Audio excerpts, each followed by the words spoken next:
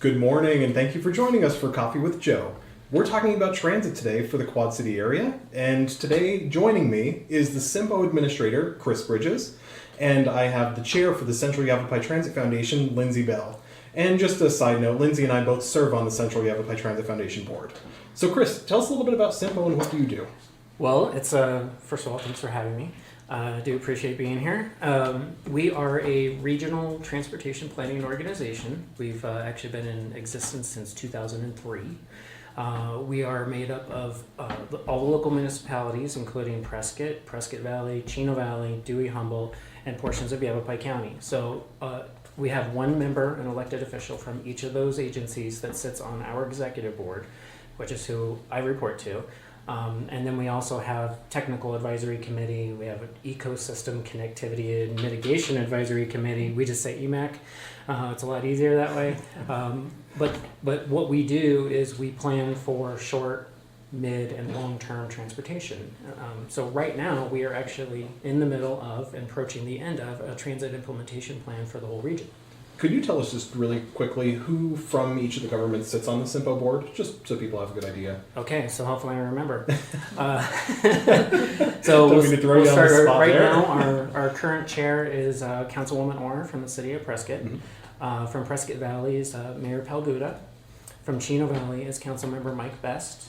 And from Yavapai County is Supervisor Craig Brown. And from Dewey Humboldt is Mayor Nolan.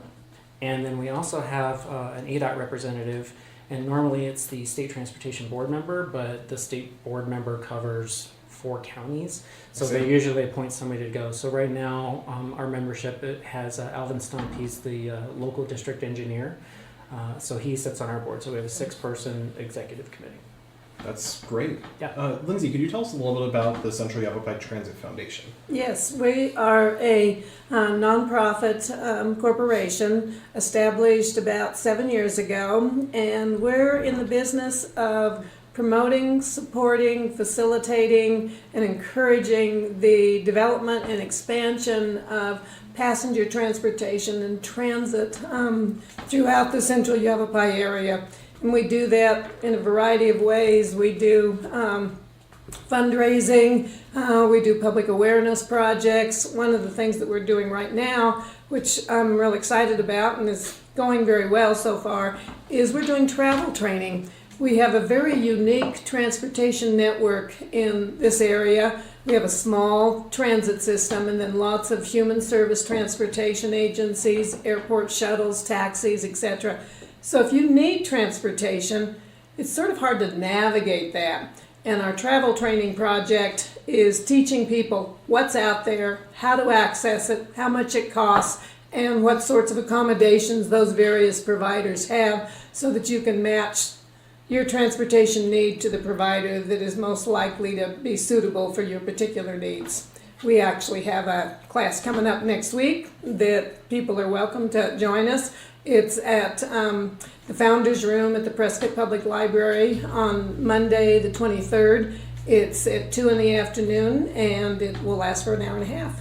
And it's totally free to attend? Totally free to attend. Great. It's a really good service that Lindsay's providing for the community because like she said, it is highly complicated right now without an organized fixed route public transit system. It's really difficult to navigate, how to figure out who can get you from where, what time, how much. So it is very difficult. So I'm glad that she was able to do this for our area. Excellent. And I think that actually brings me to my next question is why don't we have a system like that in place? I think we're pretty much a similar size to a lot of other cities that have these systems already running pretty robustly. Right. How long do we have? Well, I was going to say we should probably, maybe we should start a little bit with Lindsay on that because she was the last one that actually operated anything that remotely resembled public transit outside of what City Bus was operating just in Prescott. So do you want to talk a little bit about the brokerage model? Right. I've been a participant in transportation planning in this community for about the last 30 years, mostly as a volunteer. And along the way, one of the things that I did in that regard was to actually operate a rural transit system in the mid-90s. And we had an unusual model because it was a brokerage model. The agency that I worked for did not own and operate buses. We contracted with various providers, but we did deliver services throughout the Quad City region. Chino Valley, Dewey, Humboldt, Prescott, and Prescott Valley. And it was small scale, but we were delivering about 1,000 rides a month, and we were up and running for about 2 years in the mid-90s, and then we ended up having to be shut down for what I thought at the time were kind of silly reasons. We couldn't get a renewal on our transit grant that was administered through the Arizona Department of Transportation, and the big issue that they had with us is that at the time we were being operated by a nonprofit organization, and they had a strong preference for working with contractors who were government entities, either a county government or a municipal government, and so they decided that they would not allow us to apply for continuing funding. And at the time, one of the caveats was that they thought it would be reestablished under some sort of a model at the point in which the Metropolitan Planning Organization, CYMPO, was established. And that was established in 2000. So when they shut us down in 1996, we were looking ahead about 4 years. Took 2 or 3 years for CYMPO to get established.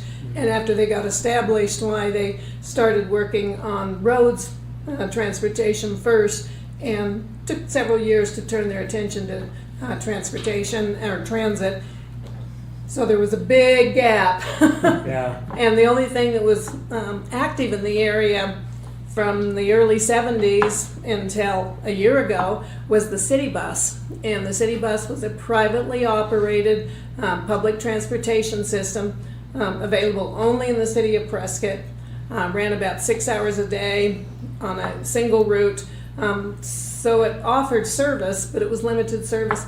But the company that ran it since the 1970s ended up having to make a very difficult decision for them to shut it down because they couldn't afford to keep running it.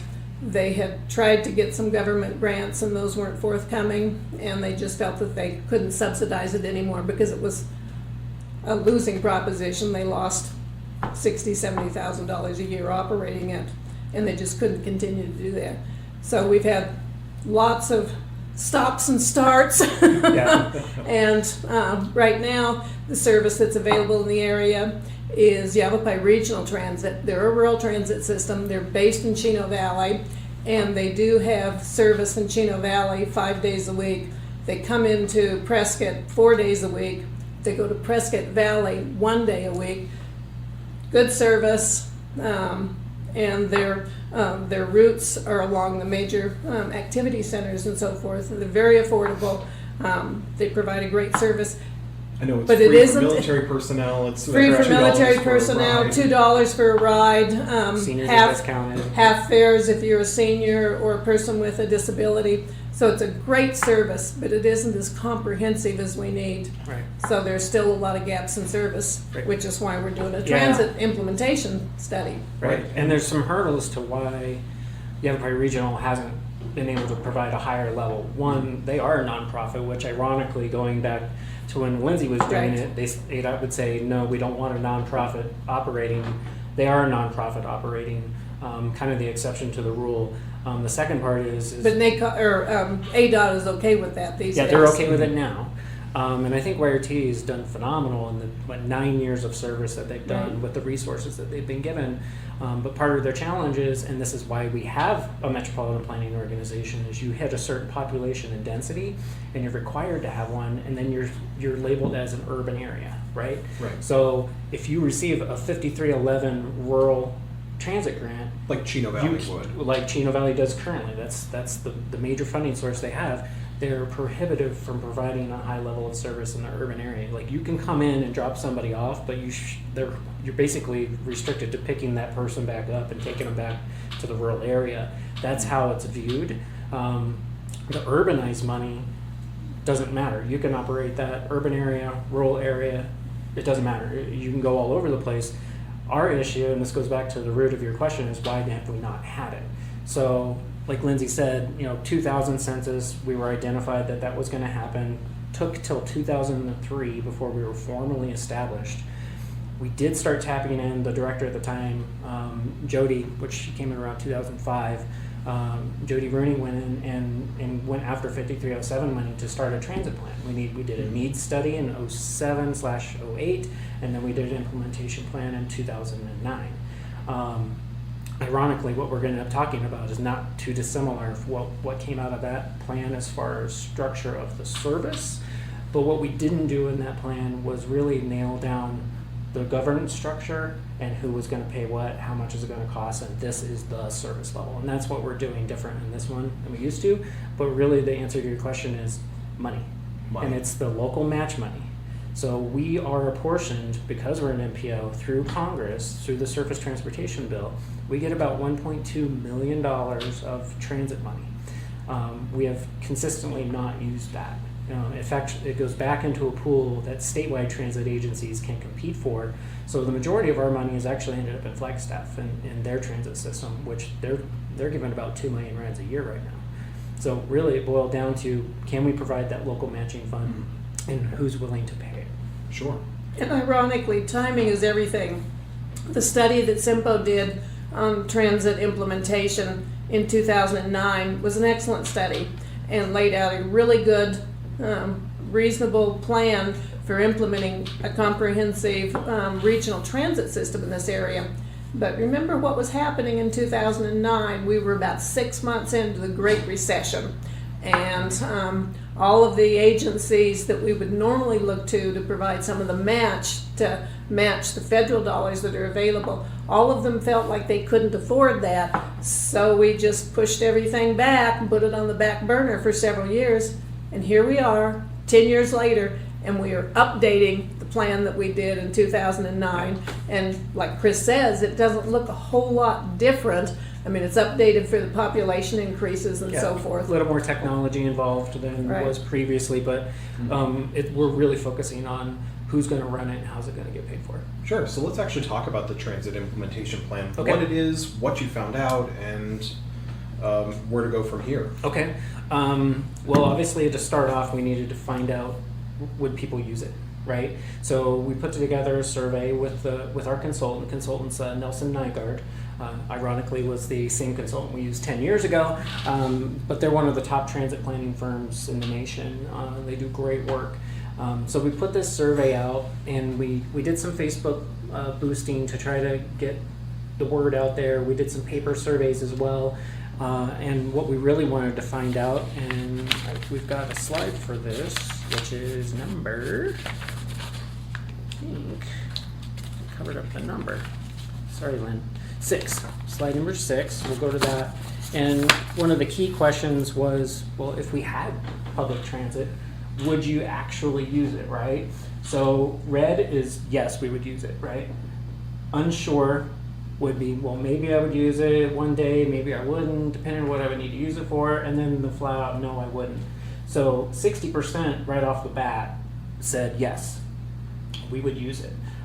You add in the unsure, and we're looking more in the 80% range of potential usership. But the important part with this is that the folks that said they wouldn't use it, they would also respond and say that we may not use it, but we understand the reason to invest in it, right? To have it in the area. It's an important thing that our area should have. So let me actually just take a step back for a second. And why is it important? Why do people feel that it's important? Right. So there's not really one answer on this, and it's very broad spectrum. You know, you've got people who need to get to work, but they maybe don't have a car, or they only have one car. So you're limiting on that. You may have folks who have disabilities or they just flat out can't drive because they're elderly and, you know, they've given up their car. On my street alone, I've got 3 neighbors that 2 of them are driving, maybe they shouldn't be, but one of them, they just gave up their car totally. So they are completely reliant on like Lindsay's Help or YRT or Uber, Lyft. I mean, they've got a variety of services coming up there. Prescott Transit provides them transportation, but they're cobbling together what they can to try to make that happen. One of the unique things about the Quad Cities area, and this came out in the transit study done 10 years ago, is that 40% of the local population can be considered what we call transportation disadvantaged. They may be needing some sort of transit options because they're either seniors, 60 and older, which is a lot of the population here. They are youth too young to drive. They're people with disabilities who can't drive because of a disability, or they're low income, they can't afford a car, can't afford the expense of it. So 40% of the general population, transportation disadvantaged, which shows you that there's a real need here. And that's been true at least over the last 10 years. And having worked with the studies that have been done going back the previous 20 years before that, the results are the same. We've needed transit for a long time. Sure. And like you said, you've done this study back in 2010, 2009? 2009. 2009. And really, was it about the same findings as you found this time? It's very similar. The biggest change this go around, because we did engage social media, we did get a larger chunk of younger folks filling out the survey, which I think was really important to be able to demonstrate to our board and the local elected officials that it's across the board. It's not just a service for seniors or disabled or whatever. Everybody could use this across the board, even if you're just going shopping, right? People are using it for all kinds of purposes. Now, another thing you said this transit implementation plan does is look to the future and see what the transit needs will be in the future as well. So you are accounting for some of the population growth that we're seeing in Prescott and Prescott Valley. Yes. Now, how in-depth is this implementation plan? I've been told that it tells you where the stops should be for a system that... Yeah, this one isn't as much as where the stops are, but the overall big picture. So we can actually jump to, we have a map that shows a recommendation. So that's slide number, of course this one doesn't have a slide number on it. It's the transit service recommendation slide. Watch. Almost there. One more, I think. One more. Okay. This one. Next one down. This one right here. Okay. Okay, so kind of looking at it from a 30,000 foot high range, like not necessarily saying, okay, it's going to stop at the courthouse or Frontier Village or any of that stuff. The big picture is there's a long distance route that goes between Chino Valley and Prescott. There's one that's between Prescott and Prescott Valley, it's the red line. And then this green line actually also provides service out to the town of Dewey Humboldt. So that's the bigger picture, and then what happens inside of Prescott Valley, Prescott and Chino Valley is more of a demand response.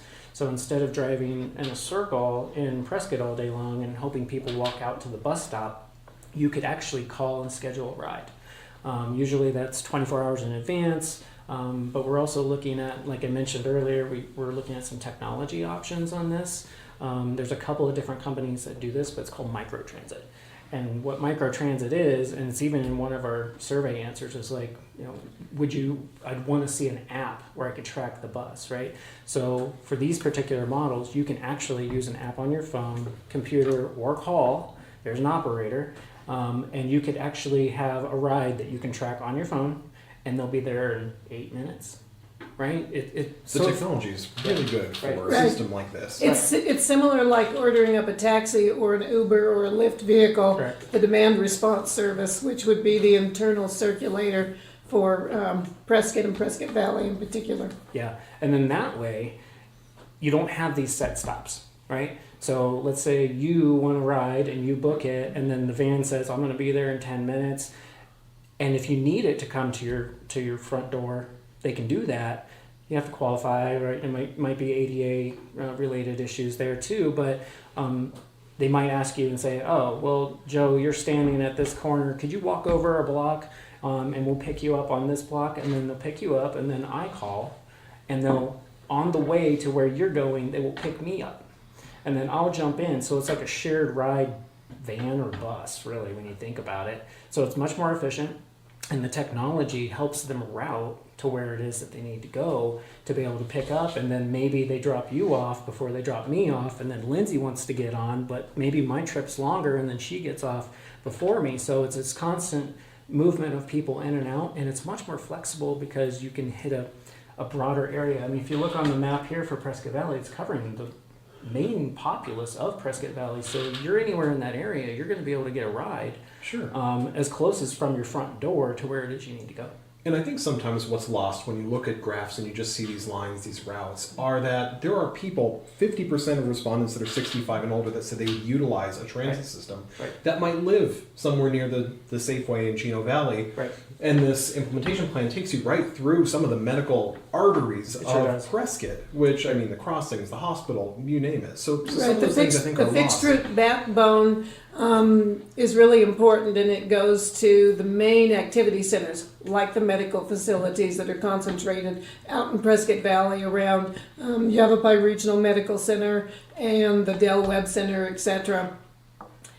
That's where you have the fixed stops, and you have hourly service, and it runs 6 days a week, 6 a.m. to 6 p.m. So Correct. it's usable for work commutes, and it'll take you to the major service centers for shopping and medical appointments and so forth. That's the backbone of the system, and even within those lines, there's some ability to do some deviation, but it's only about a half-mile deviation. So if you live a half-mile off one of those heavier lines there, the blue route or the red route or the green route, you can call and ask them to deviate from that fixed route, and as long as they have time in the schedule, they'll do that. Correct. And on the map here, the blue and the red are the ones that would run 6 days a week. So Monday through Saturday, the 6 a.m. to 6 p.m. is important to try to capture folks who are working, primarily in the day. I know there's issues, but it all boils down to money. Is what about folks that are working in the evening, or what if they go into work at noon and they get off at 8 or 9? And how do they get back? There's still issues with that. It just takes more money, really. But the green route into Dewey Humboldt, obviously they have a lower population, but they may have shopping and medical needs that they're trying to get. So we're proposing 3 days, Monday, Wednesday, Friday, 3 trips per day right now. These are probably going to change a little bit based on our last workshop that we had and the feedback that we got from the 50 people that were in the room. So it's not like we're sitting in a vacuum, drawing these lines and saying that's how it's going to be. We've heavily involved a different variety of nonprofits, governments. We've had great participation and good feedback. So to me, this is really a public-driven plan, not a CYMPO-driven plan, right? Yeah. We're trying to put together something that people want to see and that they'll use. And it's all about trade-offs, because as Chris mentions, money is the big issue, but you only have so much money, and we know that we have the availability of the federal transit dollars coming into our region, but you have to figure out how do you provide the match to draw those dollars down. And then you make choices. Is it better to serve work commuters, and then you might want extended hours at the beginning of the day and the end of the day? Or is it better to have more concentrated service in the middle of the day, which is mostly for shopping or medical appointments or community appointments? So you have to sort through all of those trade-offs before the consultants can come up with a recommendation. And each phase of the study, they come up with recommendations, and then they come to town and meet with the stakeholders group, and we give them feedback. Yeah, you're right on target on this one. You're way off over here, or whatever.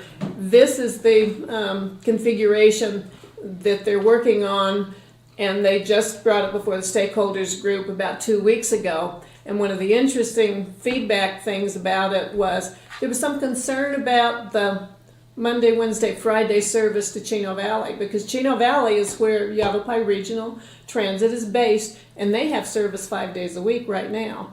So if they go with this, that would be absorbed into a new plan, and they would actually be losing service or cutting back service. And we don't want to do that. We don't want to take service away from people. Right. So I'm expecting the next time around there'll be some accommodation to those comments that will, maybe make partial day but 5 days a week or something, to try and create the service in Chino Valley that's more similar to what we currently have there, rather than taking service away from people. Right. So when you say the next time around, are you talking about the next 10 years when an implementation plan comes out? No, I'm talking about the next workshop. round of workshops with the stakeholders group with the refined recommendations. What's their time frame, Chris? So Right now, to tack on to what you said about Yavapai Regional, so they're spending a lot of time with YRT and trying to work out like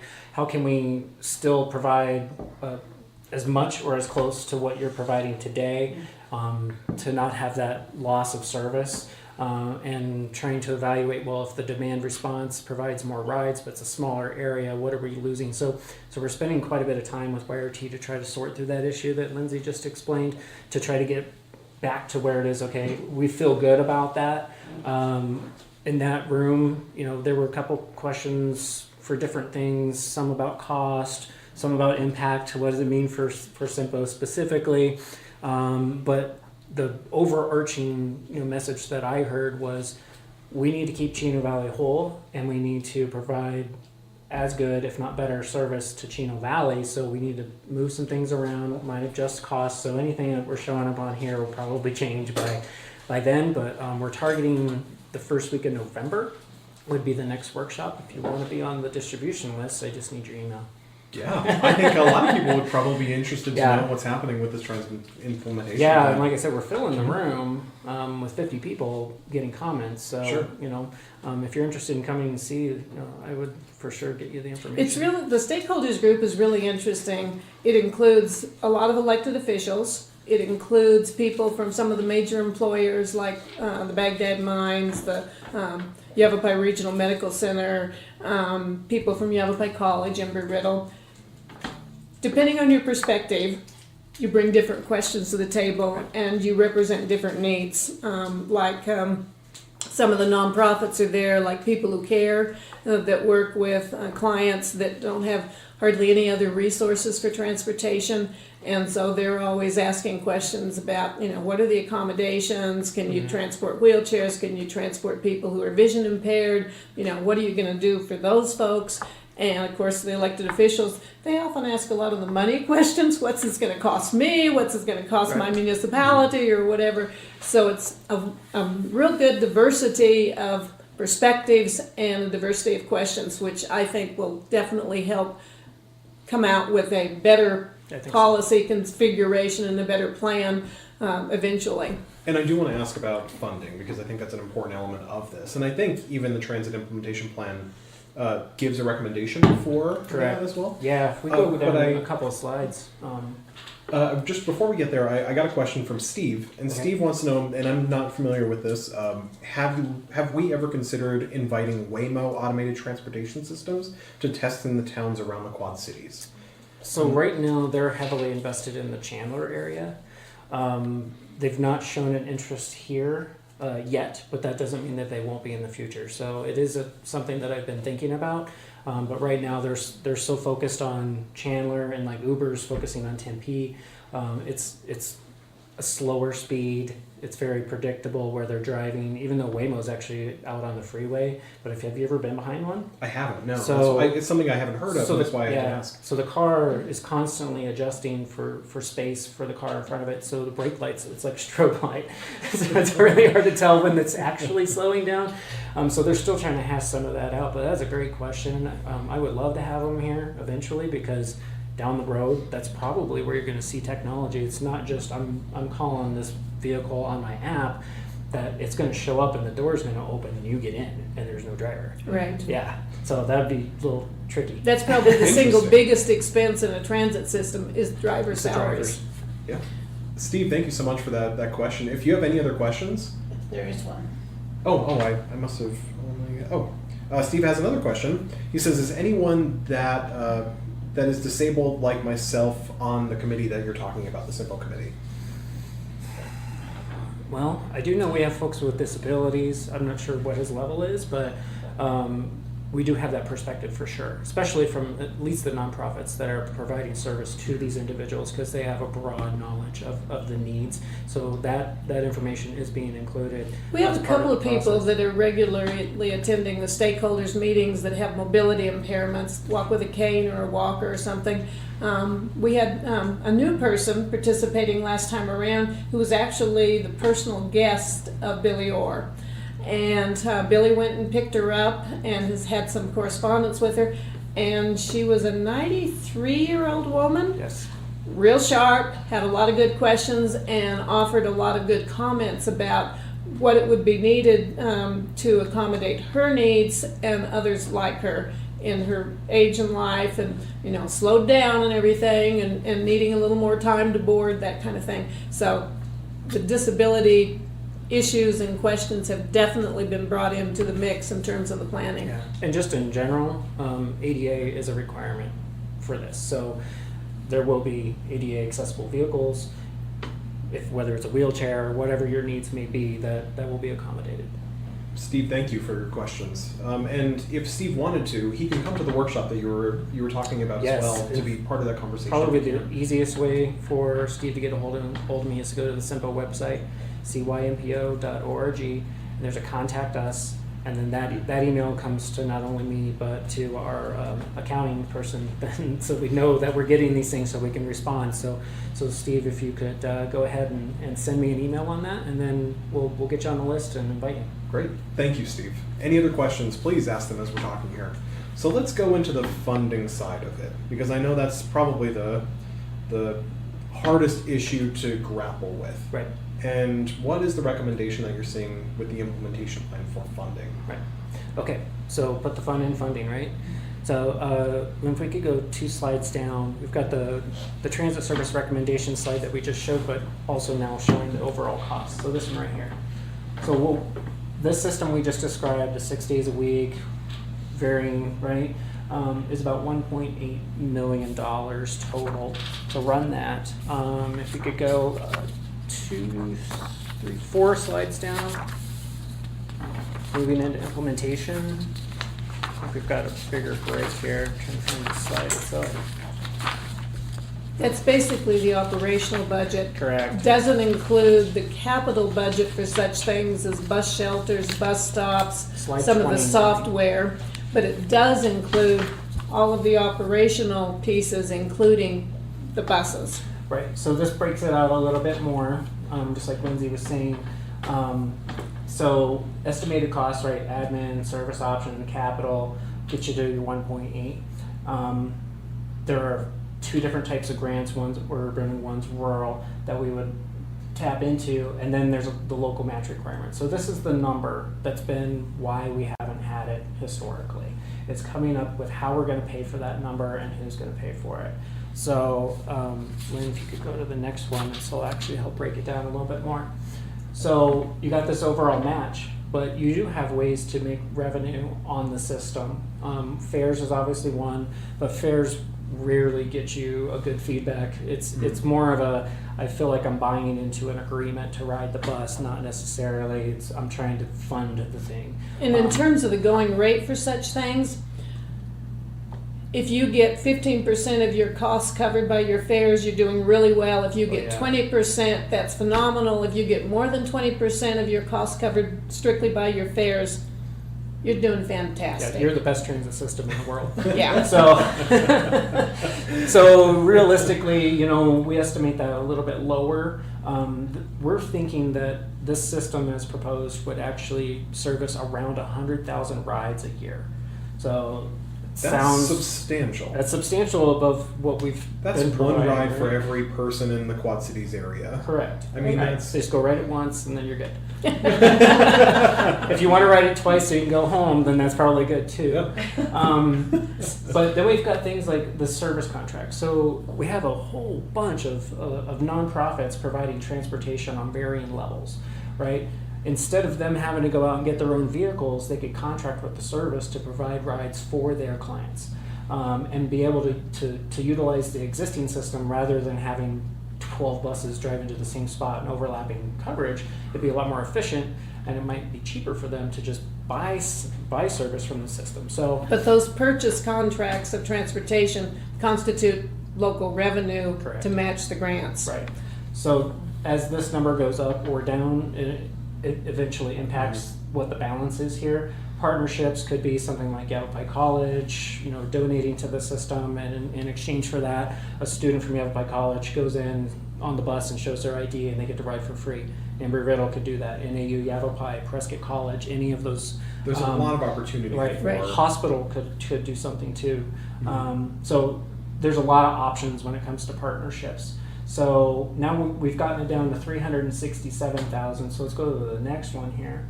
So what does that mean for our local government partners? So all of these folks are members of CYMPO today. And what we've traditionally done is each time the census comes out, we do a breakdown of what their share is for match for our CYMPO stuff. We use the same methodology for what would be the breakdown for a transit system. And this is using our 2010 numbers. We don't change them every single year because you got estimates and it would be a mess for the financial people. But this will change, and this was usually the question we get, well, I thought Prescott Valley was bigger than Prescott. Well, it is, but this is the numbers that we were using historically. So we didn't want to create a new wheel and do any guessing on the next census because we don't have the numbers. But this is the breakdown that it would be. So Yavapai County's portion's 86,000, Prescott's 120,000, Prescott Valley about the same. So you can see it's not a big dollar amount. We've taken the approach to try to offset as much of that match requirement as possible.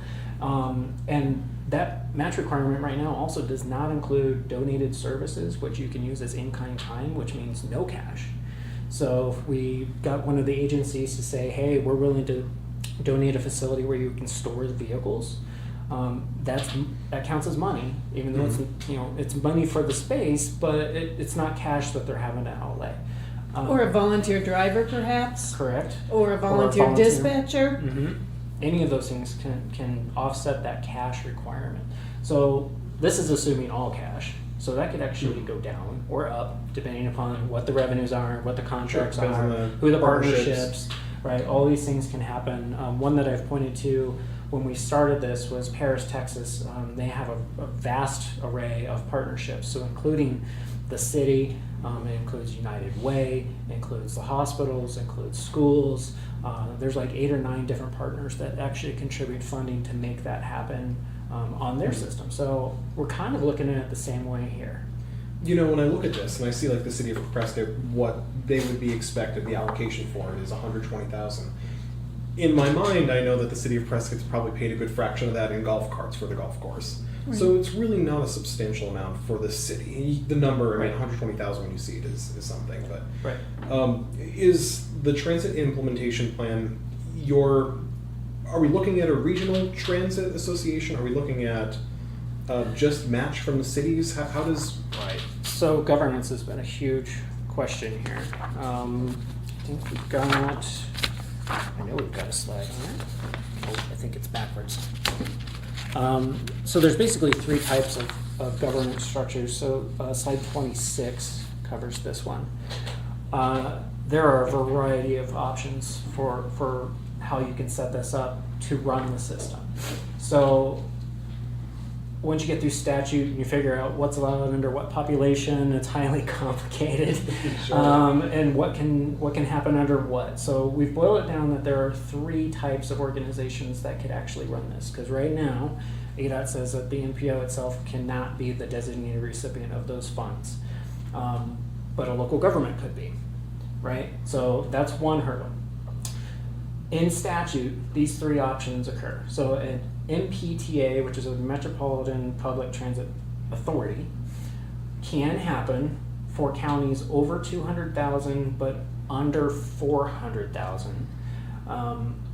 But there's some hurdles with that. It does have a taxing authority because, like you said, the initial cost seems relatively low, but we're building in not only inflation, but what if the system just becomes overwhelmingly popular and you're not providing 100,000 rides, you're providing 500,000 rides. That's going to cost more. So as you get into years 1 through 5, maybe you're good with just that general fund donation, but maybe you need to have a dedicated source in years 5 through 10, 11, and on, because those costs will increase over time. You can't just assume it's going to be the same every single time. So that's an advantage of the MPTA, but the kind of the downside is that it's looked at as another entire level of government because the board for the MPTA is actually individuals elected from the popular vote. It is not agency appointed, which is something that if you're putting money in as the city or the town or the county, you're going to want to have some say in what this level of service is going to be, and you're going to want to be part of that discussion. So we've kind of steered away from the MPTA because it's a totally independent board, and it just seems like you're not getting the local involvement directly from the people who are helping to fund it. Sure. So the next option is a regional transportation authority, and this is something that is actually in statute. It's broad reaching. It covers roads, bike, ped, transit, sidewalks. I mean, you name it, you got it. It can also go to vote and ask for a tax, but some of the downside on this is that it has to be countywide.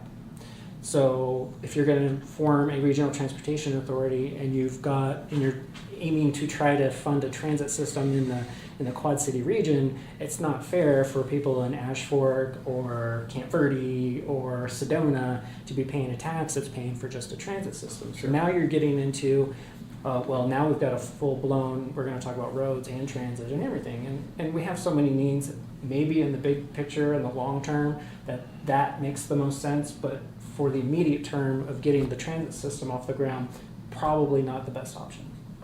Although, in the long run, it would help Cottonwood. It would help Sedona, who's also looking at implementing transit. And Cottonwood has its own system as well. Cottonwood has a very good system. They've had a system since 1988. Yeah, they've been running for a while. They run like 15,000 rides a month. They do well.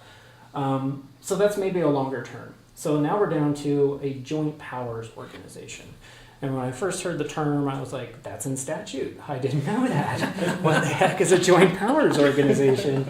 And it turns out CYMPO is a joint powers organization. So we currently have a model in place as a joint power organization that all of our member agencies agree that CYMPO, as the independent operator of the joint powers, is providing services to all of our member agencies as directed by our executive board.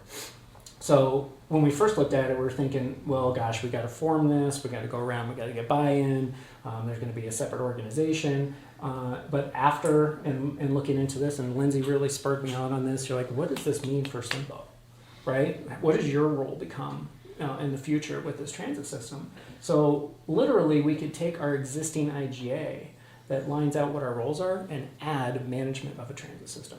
So our goal is to not buy the buses and hire drivers and do all that. We want to contract it to a private provider. It's a real true public-private partnership. So all we would really need to do is manage the contract and pay the provider. So this could actually happen under the existing structure of CYMPO. I think one of the most important keys is joint powers. Mm-hmm. It is possible for a single municipality or the county to take the lead and be the overall governance structure. But that has never been the choice of the multiple jurisdictions, right, because they don't want one of them in charge of the other ones. They want to create a governance structure that allows them to share decision making, to have joint powers. So this is narrowing down to the most logical option that meets the criteria that we set locally, that we have joint decision making, that everybody can be a partner, that no one partner is ahead of the others, or the leader of the others, or telling the others what to do. So this seems to be the sweet spot in terms of starting this up. Right. So general fund contributions are easy through this. Where it gets complicated is when its members ask voters for tax. So what does that mean? So let's translate that. Each individual member agency would have to go for their own individual tax. It's not a special district. It's not countywide. Everybody has to go independently and ask for a tax increase down the road if we're not using general fund. I have a question. I might be too far in the weeds, but when I look at some of the funding requirements, is something like the bed and bath tax, could that be used for any sort of transportation system if it involves tourism?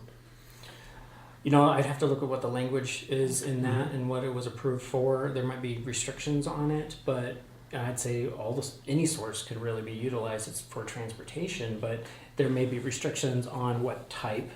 Like it could be a roads and streets maintenance fund. It depends on the agency and how they worded that. But if there's flexibility in there, maybe they could tap into something. Well, I can answer that question in terms of a specific tax that's in place within the city of Prescott. We have the voters have several times authorized a streets tax.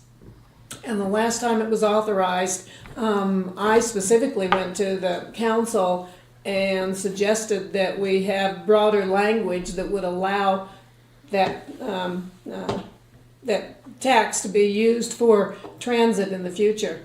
And it can't be used for transit in the future. They specifically decided to restrict it strictly to the roads network. So it can be used for paving, for pavement reconstruction and other things related to roads. It cannot be used to do transit.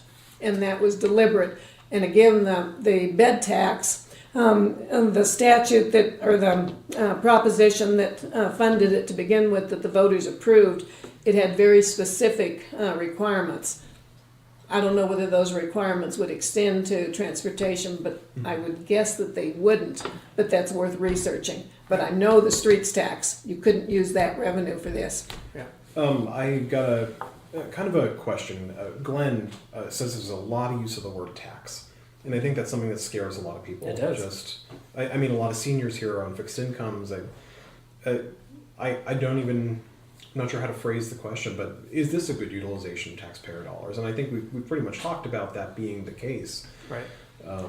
So I can tell you, I also sit as I'm the current president of the Arizona Transit Association, and we have various councils of governments and MPOs like us that are on this board to represent our local providers that get federal dollars through ADOT.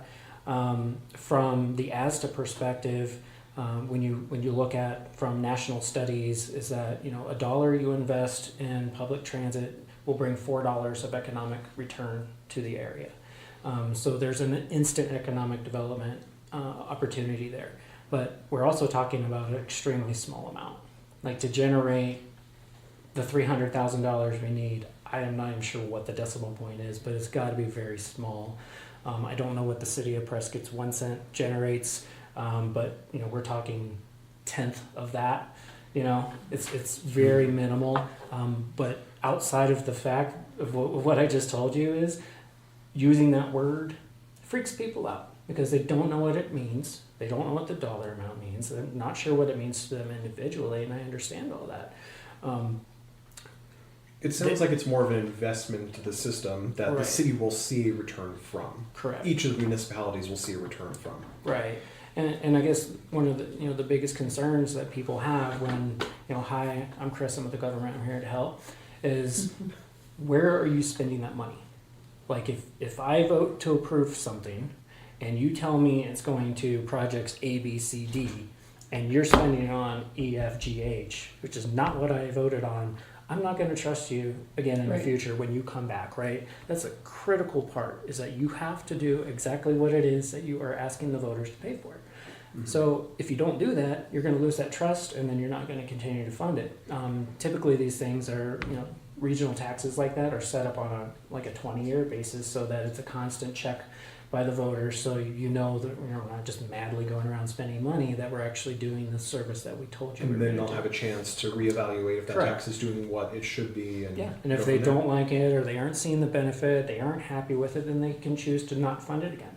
So I think that's a key component to that. Sure. It's not an automatic forever and ever. 10 years ago, when we did the transit implementation plan the first time around, 2009, there were recommendations about the cost of the system and the partnerships with the cities and towns. And interestingly enough, the contribution from the cities and towns was more than what we're recommending this time around. It was about 145, 150,000 for each of the participants. But a lot of us did really extensive analysis on the return of investment based on the economic development returns from dollars invested in a transit system. And the analysis showed that for that $150,000 investment that the city would have made, for example, or the county, you would get about a 500% return on investment. That's a pretty good return on investment. Right. But this is all about trade-offs. If transit's important, we'll figure out how to pay for it, and we want whatever tax dollars or public dollars that are invested in something to be a good return on investment to further our community goals, etc. This would do that. We're kind of running low on time, but one of the other things that I wanted to touch on really quickly is I know that the transportation system will create jobs as well. Lindsay, I know that you had mentioned jobs to me just once in a private conversation. Is there a formula for how many jobs we could expect something like this to create? There's a general formula that suggests that every $1 million invested in a transit system creates and sustains about 36 jobs. And these are not low-paying jobs. They're all kinds of jobs. They're jobs that are actually within the transit system itself and that are spun off that support the transit system, like vehicle maintenance jobs for the mechanics that keep the buses up and running, and all of the other pieces of spin-offs. And as Chris was suggesting, the multiplier effect is for a semi-urban area like we are. They suggest that it's about, for every dollar you spend, there's probably a $4 return with the multiplier. In an urban area, it's a $6 return. In a strictly rural area, it's a $2 to $3 return. Yeah. So it's good for economic development in any community. Right. And in addition, I can't tell you how many meetings I go to where we're talking about, public health, right? Folks that can't get transportation to the doctor, period.